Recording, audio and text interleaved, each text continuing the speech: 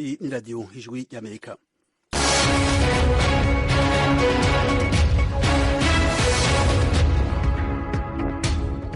iradiyo ijwi ry'Amerika isamanira i Washington DC mu kirundi mu Kinyarwanda, mu Burundi mu twumvira ku mirongo migufi ya shortwave ku metero 19 no ku metero 22. Mu Rwanda turi kuri FM 104.3. Muriwe neza nshuti mwese muteze amatwi, muri kumwe na Frederic Nkunikije. Ikaze mwese makuru yo kuri isaha. Umunyarwandakazi Isimbi Alliance yamenyekanye cyane muri sinema nyarwanda, yagizwe umwe mu bagize ihuriro rya ambasade w'ishami ry'umuryango w'abibumbye ONU bashinzwe amahoro. Yavuganye n'ijwi ry'Amerika.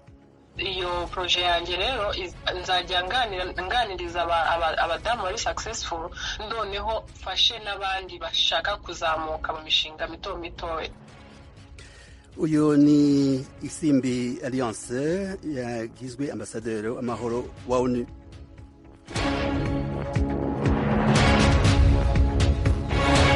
Igisata c'ibidukikije ubu naho Arabie Saoudite iriko yifashisha ibiti bihangana n'amapfa mu guhangana n'ihindagurika ry'ibihe.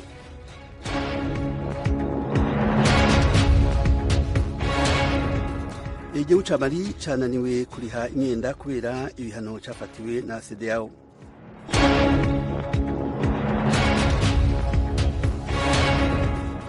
Ubufaransa bugiye gufata minsi ya vuba ingingo ya nyuma ku rubanza rw'indege y'uwahoze ari perezida w'u Rwanda Juvenal Habyarimana yarashwe.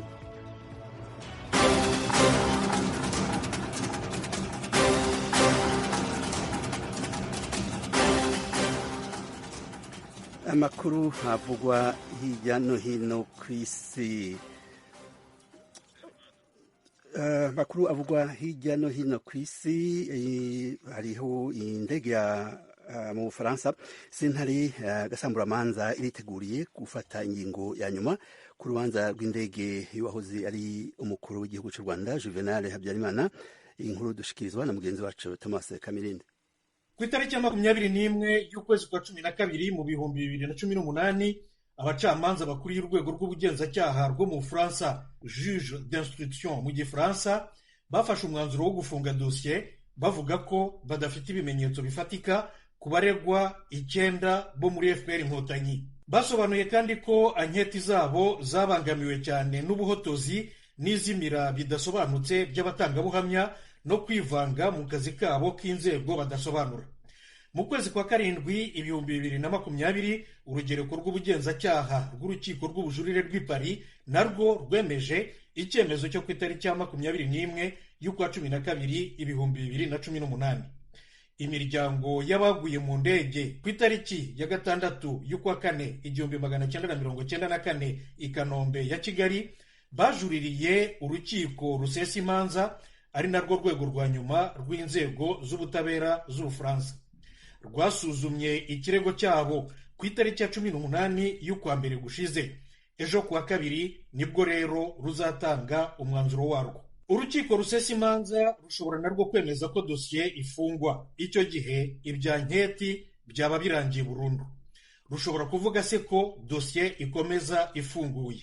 Ubwo rero bwo dosiye yasubira mu rwego rw'ubugenzacyaha.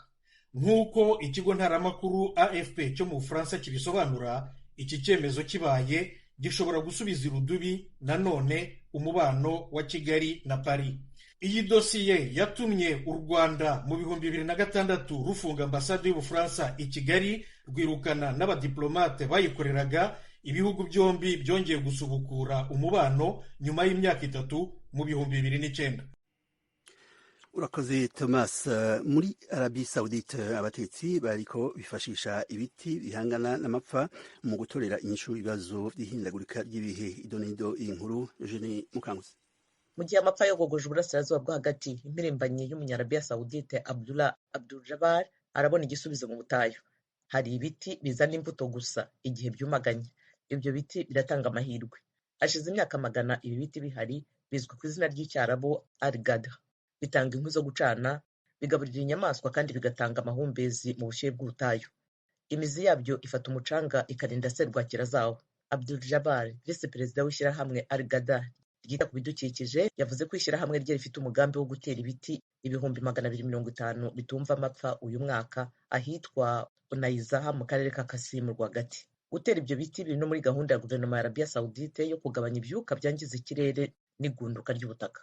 Iki gihugu kirateganya gutera miliyari 10 z'ibiti mu myaka 20 iri imbere. Kiranateganya gukorana n'izindi leta z'ibihugu by'Abarabu mu gutera ibiti miliyari 40 mu mpande zose z'uburasirazuba bwo hagati.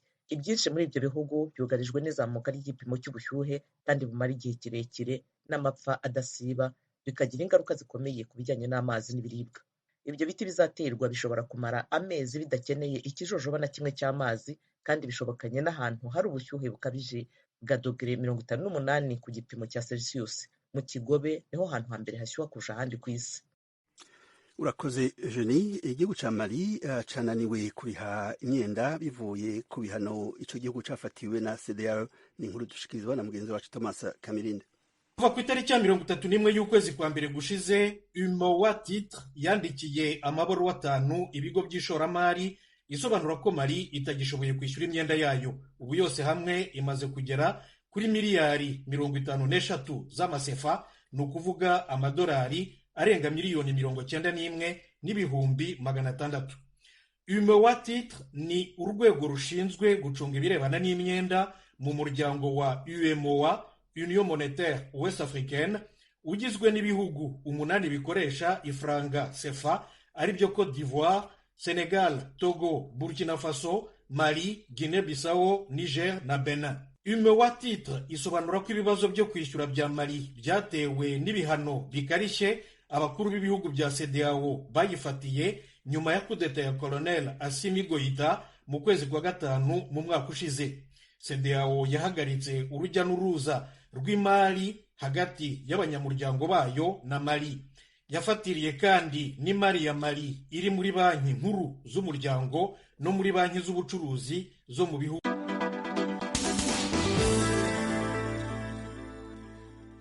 Urakoze Thomas. Umushikiranganji w'imigenderanire y'Uburusiya n'amakungu Sergei Lavrov asaba perezida wiwe Vladimir Putin guha igihe gihagije ibiganiro ku kibazo ca Ukraine. Tugaruke kuri wewe n'ubundi Thomas Kamirinde. Mu kiganiro barimo bombi kuri televiziyo, Perezida Putin yabajije Minisitiri we Lavrov niba ibiganiro n'ibihugu by'uburengerazuba bw'isi bigikenewe. Lavrov yashubije ko aho bigeze ubu bigifite amahirwe, ati ibyiza ni ukubikomeza, ariko tuvuga ko tudakeneye imishyikirano itaragira.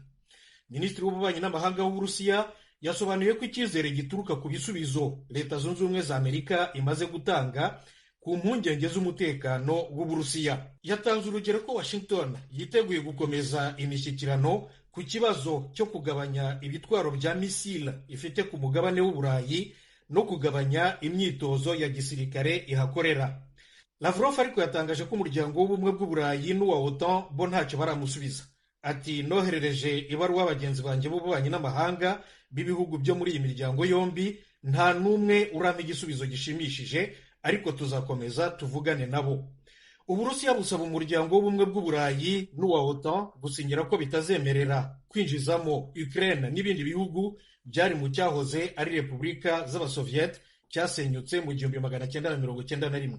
Isaba kandi OTAN guhagarika gushinga ibitwaro biremereye muri Ukraine no gukura ingabo zayo mu bihugu byo mu burasirazuba bw'Uburayi. Ibi byose nk'uko Uburusiya bibisobanura byugarije umutekano wabwo.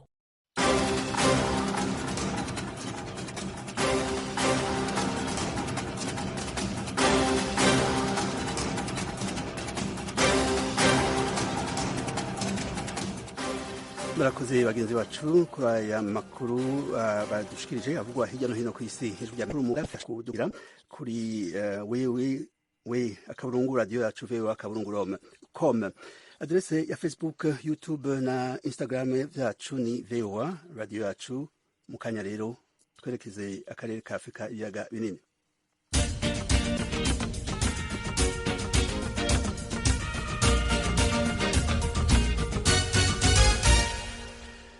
perezida w'uburundi Evariste Ndayishimiye azokwitabira inama igira gatandatu y'abakuru b'ibihugu n'amaleta agize umuryango ubumwe bwa Afurika hamwe n'ubumwe bwa Buraya izotangura ku wa kane w'indwi igenekezo rya 17 ikarangira ku wa gatanu igenekezo rya 18 i Buruseli ku murwa mukuru w'Ububirigi.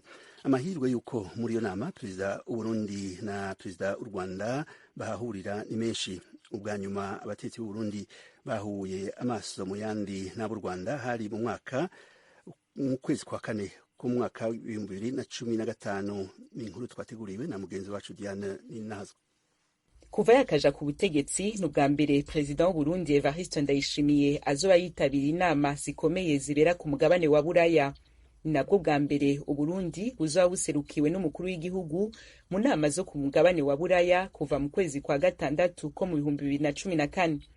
Ubwa nyuma umuperezida w'Uburundi yahonyoza ikirenge ku mugabane wa Buraya hari mu kwa gatandatu ko mu 2014 aho umuhisi Petero Nkurunziza yaje Paris ku murwa mukuru w'Ubufaransa. Amakuru y'ijwi ry'Amerika rikesha isoko ryizewe mu biro vy'umukuru w'igihugu c'u Burundi yemeza ko perezida w'Uburundi Evariste Ndayishimiye muri iyo nama azoherekezwa n'abantu baba 25 barimwo abategetsi bo mu bushikiranganje bw'imigenderanire y'Uburundi n'andi makungu hamwe n'abo mubiriwe. Icuka ciza hagati y'ubumwe bwa Buraya n'Uburundi gisa nk'ikiriko kiranaguka. Ubumwe bwa Buraya buheruka gufuta ibihano bwafatiye Uburundi bwemeza ko hari intambwe yatewe mu bisata bitandukanye. Abari mu mashirahamwe amwe aharanira agateka kazina muntu bo y'amaraso uko babibona. Mu rwandiko rwashizwe ku mukono mu ndwi heze n'amashirahamwe yigenga 17 arimwo n'inani zikorera mu buhungiro, abatwara izo nani nayo mashirahamwe yarwanditse bavuze ko bakiriye nabi cane ingingo y'ubumwe bwa Buraya yo gufuta ibihano ku Burundi, basigura ko agateka kazina muntu muri ico gihugu kagihonyangwa, kugarukana amaboko ku Burundi kugabo bigashobora kuvyara ingaruka mbi. Aha tukibutsa ko imigenderanire y'Uburundi n'ibihugu vya Buraya ahanini Ububirigi yatosekaye cane kuva mu 2015. Uburundi bwagirije kenshi Ububirigi kwivanga mu vyabwo no kuba bwarafashije mu guhakwa gutembagaza ubutegetsi bwa President Petero Nkurunziza no gushigikira abahatse kubutembagaza. Umuryango w'ubumwe bwa Buraya inyuma yaho warafatiye ibihano Burundi wagirije ku ncuro nyinshi guhonyanga agateka kazina muntu n'ayandi mabi. Uburundi nabwo butunganya imyerekano akatari gake bwiyamiriza ingingo z'ubumwe bwa Buraya n'abategetsi babwo vy'umwihariko bwiyamye kenshi Ububirigi. Hagati aho isoko ry'ijwi ry'Amerika mu biro kwa President Ndayishimiye twaribajije niba hari amakuru yuko President w'Uburundi i Bruxelles ku murwa mukuru w'Ububirigi yoba azohahurira na mugenzi we w'u Rwanda Paul Kagame, naryo ryishura ko atavyinshi abiziko. Ico bikoze umukozi mukuru mu bushikiranganje bw'imigenderanire y'u Rwanda n'ayandi makungu yemereye ijwi ry'Amerika ko President w'u Rwanda Paul Kagame nawe azokwitabira inama y'ubumwe bwa Buraya n'ubumwe bwa Afrika izoba kwa kane w'inondwi i Buruseli mu Bubirigi. Abategetsi babiri bakaramuka bahuriye muri iyo nama, azoba ari ubwa mbere President w'u Rwanda Paul Kagame ahuye n'uw'u Burundi imbona nkubone kuva icuka hagati y'ivyo bihugu gitosekara inyuma ya kudeta yaburijwemwo mu 2015. Uburundi mwibuke ko mu vyo buhora u Rwanda harimwo ukugwegeka ko uruhara mu guhakwa gutembagaza ubutegetsi bw'umuhisi Pierre Nkurunziza mu 2015 no guhindaro abahatse guhirika ubutegetsi barimwo n'abarwanyi. U Rwanda narwo kenshi muri kahise bwisavye Uburundi bubwagiriza agasomborotso no guha indaro abagamije kugira nabi ico gihugu. Inagurwa y'imigenderanire y'ivyo bihugu nayo nyene ikabigeze kure nk'uko President w'u Rwanda Paul Kagame ubwiwe yavyemereye mu ndwi heze. Haize imyaka indwi abakuru b'ibihugu b'u Rwanda n'u Burundi bahuye. Umupresident w'u Burundi yaheruka guhura n'u Rwanda n'umuhisi Petero Nkurunziza aho itariki ya 13 z'ukwezi kwa kane ko mu 2015 bahuriye i Butare mu Rwanda bavugana ku bibazo vy'umutekano w'akarere. Ico gihe hari hasigaye imisi mike ngo imyerekano yiyamiriza iyindi manda ya Petero Nkurunziza itangure. Nta vyemezo gushika ino saha vy'uko abakuru b'u Rwanda n'u Burundi bazokwinyavya bakagirana ibiganiro ari babiri i Bruxelles baramutse bahahuriye mu nama y'ubumwe bwa Buraya n'ubumwe bwa Afrika izotangura kuri uno wa kane.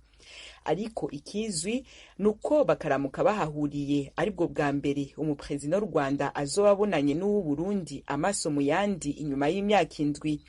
Mu Perezida Ndayishimiye bitegekanijwe ko azohura nabo atagihindutse mu rugendo rw'iwe rwa mbere ku mugabane wa Buraya, harimwo abategetsi b'Ububirigi n'abategetsi b'ubumwe bwa Buraya.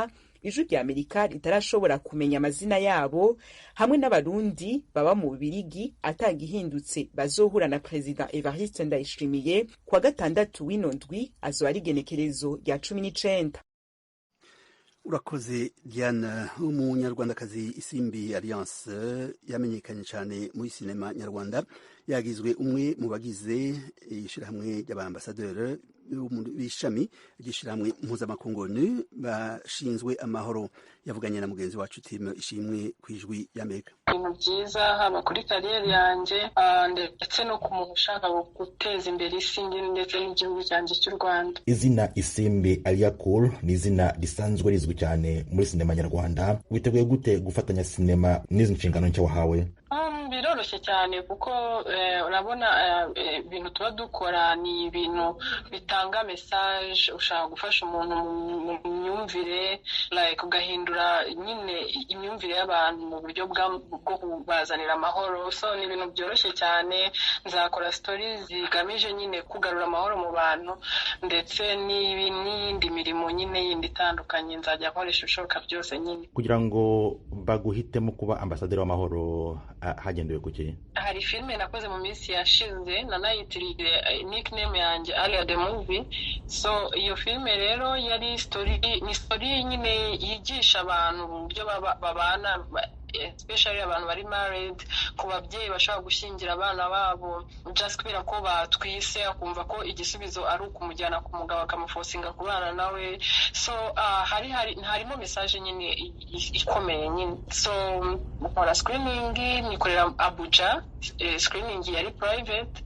So abantu bari bajemo rero bakunze story yanjye, hanyuma bagezaho n'igitekerezo cy'umushinga mfite wo kuzamura imitekerereze y'abagore biciye mu buryo abandi bagore bari successful bazajya baganiriza abantu bakiri abana batoya, abana bakizamuka, abandi bamama mbese nabo bagishakisha ubuzima kugira ngo barebe uko babaho.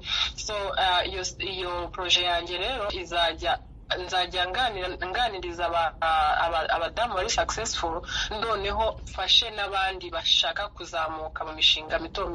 Wigeze urota kuzagira inshingano nk'izo mu buzima? Nakubeshye rwose Mana, ntabwo nabirose pe, ntabwo nabirose. Kwa kundi nyine umuntu ikintu kitantunguye kirimo. Urabona kuri iyi si twese tuba turi abambasaderi b'amahoro. Umuntu nubwo ataba ari ambasaderi w'amahoro muri Loni, aba ari ambasaderi w'amahoro nk'umuntu nyine wemera Imana, kandi wemera ko Imana iko amahoro nayo atangwa n'Imana n'abantu bayizi. So nari nsanzwe ndi ambasaderi w'amahoro, ariko kuba ambasaderi w'amahoro ku isi muri ni ikintu nyine ntigeze ndota. N'ubu ngumva numva nyine ari ibintu birenze ubwenge bwanjye. Iyo umuntu akureba abona ukiri urubyiruko, n'iki wabwira urubyiruko rungano rwawe muri kano kanya? Ikintu nabwira urubyiruko rungano rwanjye nuko nta kintu gishaka kuza ngo kigusange aho ngaho uri, nta kintu uri gukora. Ikintu cyose kigusanga iyo wagiye, ntabwo cyagusanga mu nzu mu buriri uryamye. Ntabwo nyine ugira ikintu ukora kugira ngo ugere ku kindi. Niki uzashyira imbere muri kano kazi ku buryo umuntu wari usanzwe kuzi muri sinema nyarwanda azavuga ngo Aliacool ni ambasaderi w'amahoro? Ikintu nzashyira imbere kandi natangiye no kugikoraho ni kuzamura imibanire myiza mu ngo, no kuzamura icyizere ku bana b'abakobwa bashaka kuba bahura n'ibibazo byo gutwita abakiri batoya. Nibyo nzibandaho cyane ahanini, ibintu birebanye n'abari n'abategarugori. Isimbi Alliance wagizwe ambasaderi w'amahoro muroni, ndagushimiye cyane ku mwanya wahaye Ijwi ry'Amerika. Yego murakoze, kandi nishimiye no kuganira namwe cyane.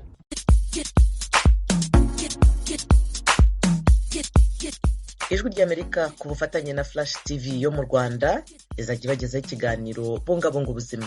ni ikiganiro kibakangurira kwita ku buzima n'imibereho yanyu ya buri munsi. Ni buri cyumweru ya 11:30 no kuwa kane 12:00 ku mugoroba kuri Flash TV. Mwakurikira icyo kiganiro no ku mbuga zacu zitandukanye zirimo Facebook na YouTube kuri radio yacu VOA. Turabararitse.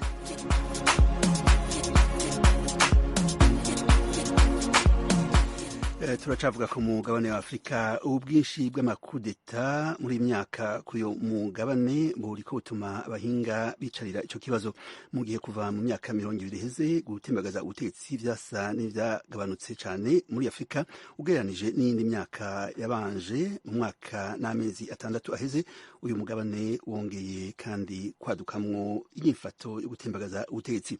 Ibindi kuri iyi nkuru dutega amatwi mugezi wacu Temistoke Mutijima yadusomeye inkuru yanditswe n'Ijwi ry'Amerika. Iki ni igice cya kabiri cy'inkuru twatambukije mu cyumweru gishize. Mu gice cya mbere cy'iyi nkuru twagarutse cyane ku bushakashatsi bwakozwe n'abarimu babiri ba kaminuza zo muri Amerika. Bibanze cyane ku byo twavuga ko aba ari urukomatanye rw'ibibazo bishobora gutuma kudeta ikorwa mu gihugu runaka. Akanama k'umuryango wa Afurika yunze ubumwe gashinzwe amahoro n'umutekano mu itangazo kasohoye mu 2014 katangaje ko ihindurwa ry'ubutegetsi ridakurikije ibiteganywa n'itegeko nshinga bituruka hanini ku byuho mu miyoborere biherekejwe n'ubusambo, ubwikunde, imicungire mibi y'urunyurane rw'ibyiciro by'abaturage, imicungire mibi y'amahirwe igihugu gitanga, ihezwa, ihonyangwa ry'uburenganzira bwa muntu, kwanga kwemera ibyavuye mu matora kw'abayatsinzwe, gukoresha nabi amategeko nshinga y'ibihugu, cyo kimwe no kuyahindagura mu buryo butemewe hagamijwe inyungu z'abantu bake ndetse na ruswa. Abashakashatsi b'Abanyamerika Aaron Belkin na mugenzi we Ivan Scoofer basanze ingufu z'imiryango ya sosiyete sivile, ukwemerwa guverinoma ihabwa n'abaturage bayo ndetse n'amateka yaranze igihugu mu bijyanye n'ihirikwa ry'ubutegetsi bigira uruhare runini mu bikorwa byo guhirika ubutegetsi bindi. Umushakashatsi Powell we yabwiye Ijwi ry'Amerika ko ihirikwa ry'ubutegetsi riheruka rishobora kuba ikimenyetso cy'isenyuka ry'uburyo politiki yakorwagamo bigahindura icyerekezo cy'imitegekere, bishobora gutera irindi hirikwa ry'ubutegetsi mu bihe bikurikiraho riturutse ahanini ku guhangana kwavutse mu gisirikare cyahiritse ubutegetsi. Avuga kandi ko bimwe mu bihugu bigwa mu cyitwa umutego w'ihirikwa ry'ubutegetsi, aho hashobora kuba ihirikwa ry'ubutegetsi ryinshi ryikurikiranya mu gihe gito. Aho urugero atanga ni igihugu cya Mali, aho inshuro enye z'igeragezwa ryo guhirika ubutegetsi zageragejwe kuva mu myaka 10 ishize, mu gihe nyamara nta na rimwe ryari ryarabaye mu myaka 20 yari yabanje mbere. Assimi Goïta wahiritse ubutegetsi mu 2020 muri Mali yasobanuye intandaro y'icyo gikorwa nk'imiyoborere y'abari ku butegetsi itari inyuza abaturage bose mu gihugu.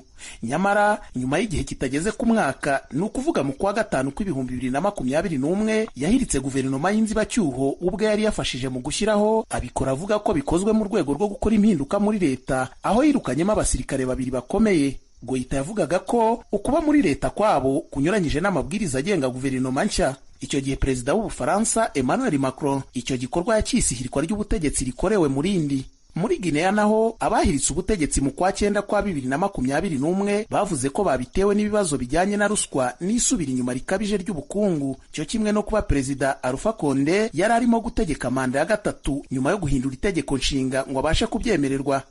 Ibihugu bikennye kurusha ibindi ndetse n'ibifite demokarasi itarahama, amateka agaragaza ko biba byugarijwe akenshi n'ibikorwa byo guhirika ubutegetsi.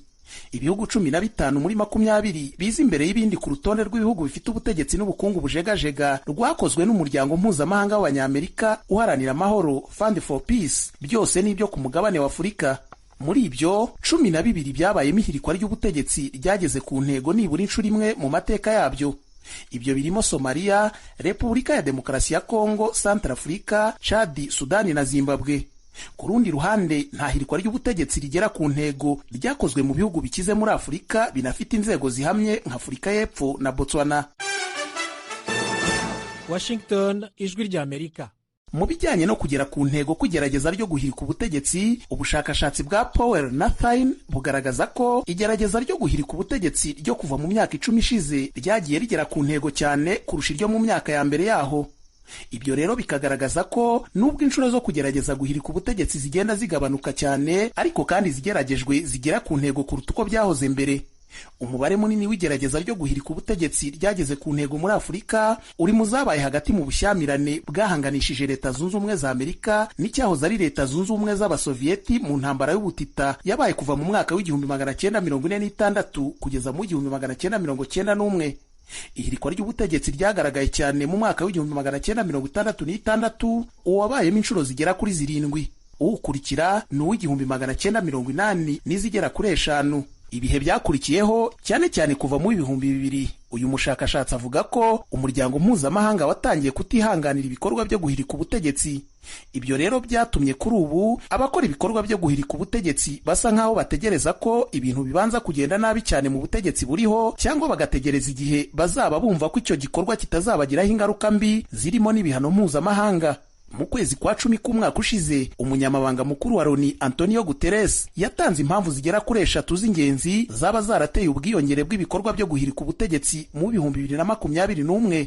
yavuze ko izo ziri mu bwumvikane buke bwiyongereye hagati y'ibihugu, harimo kandi ingaruka zatewe n'icyorezo cya COVID-19, hanyuma hakaza imyitwarire y'akanama ka Loni gashinzwe amahoro n'umutekano mu kudafata ingamba zikomeye nyuma y'ihirikwa ry'ubutegetsi.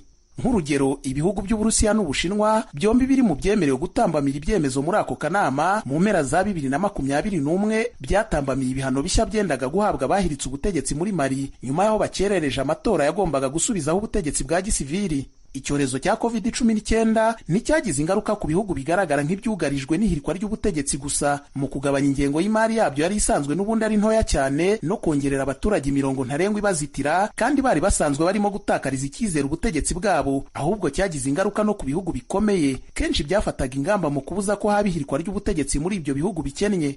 ibyo rero byatumye habaho ubwiyongere bw'umubare w'ibikorwa byo kugerageza guhirika ubutegetsi mu gihe cy'icyorezo cya COVID-19, ubundi byakabaye bigaragara nk'ibidasanzwe mu gihe ingorane zazanywe n'icyo cyorezo zaba zaragabanutse.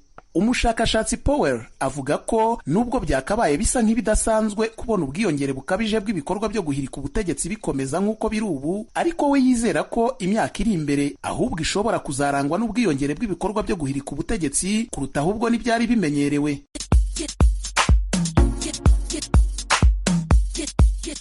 ijwi ry'Amerika ku bufatanye na Flash TV yo mu Rwanda izajya ibagezaho ikiganiro bungabunga ubuzima. ni ikiganiro kibakangurira kwita ku buzima n'imibereho yanyu ya buri munsi. ni buri cyumweru saa 11:30 no kuwa kane saa 12:00 ku mugoroba kuri Flash TV. mwakurikira icyo kiganiro no ku mbuga zacu zitandukanye zirimo Facebook na YouTube kuri radio yacu VOA. turabararitse.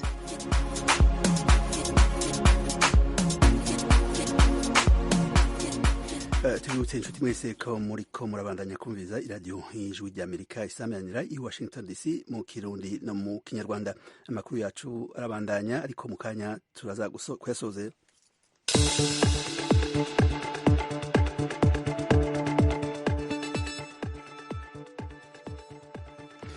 inshuti mwese mu kanya nk'uko twabibabwiye turasozera amakuru yacu, ariko imbere yaho reka tubibutse ingingo nkuru zari zize aya makuru. twavuze ko mu Bufaransa sentare gasamburamanza iteguriye gufata ingingo ya nyuma ku rubanza rw'indege yahoze ari umukuru w'igihugu cy'u Rwanda Juvenal Habyarimana.